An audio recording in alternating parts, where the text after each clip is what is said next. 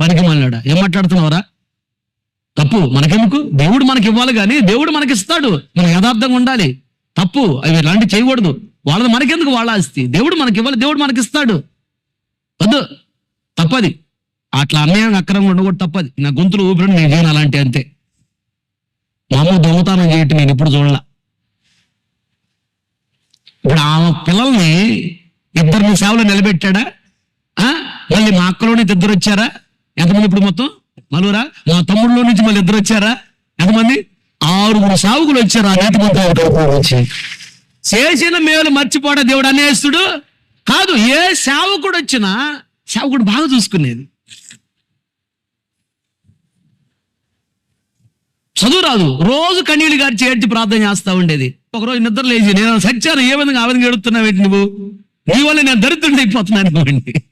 నిద్ర లేకుండా ఏడుతున్నావు, నా కాళ్ళ దగ్గర ఏడ్చి. ఎందుకంటే నేను చెప్పాను కదా, మా ఇంట్లో నేనే మంచి పిల్లవాడిని, రోజుకి 5 తగాదాలు తీసుకొచ్చేవాడిని, చాలా మంచి పిల్లవాడిని. అందుకనే మా అమ్మ నా గురించి ఏడ్చేది. చిన్నోడు బాగానే ఉన్నాడు, పిల్ల బాగానే ఉంది ప్రభా, ఈడేంది ప్రభా రోజుకి 5 తగాదాలు తీసుకొస్తున్నాడు, నేను తగాదాలు తీర్చలేను ప్రభా, ఎవరి మీద తగాదాకి వెళ్ళలేను ప్రభా, ఏంది వీటి సంగతి ఏంటి ప్రభా అని ఏడుస్తా ఉండేది. నా కాళ్ళ మీద నీళ్లు పడతా ఉండే కన్నీళ్ళతో. దెబ్బకు లేచి ఏంది నీకు అలా ఈ ఏడిపెట్టి దరిద్రంగా నిద్రపోనీయకుండా.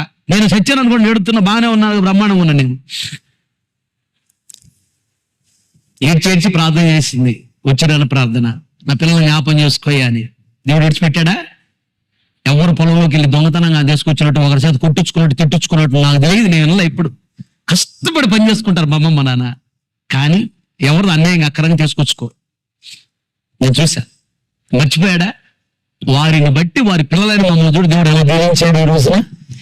కనుక నీవు ఎలా ప్రవర్తిస్తున్నావు ఈ రోజున, నిన్ను బట్టి నీ పిల్లలను దేవుడు దీవిస్తాడు.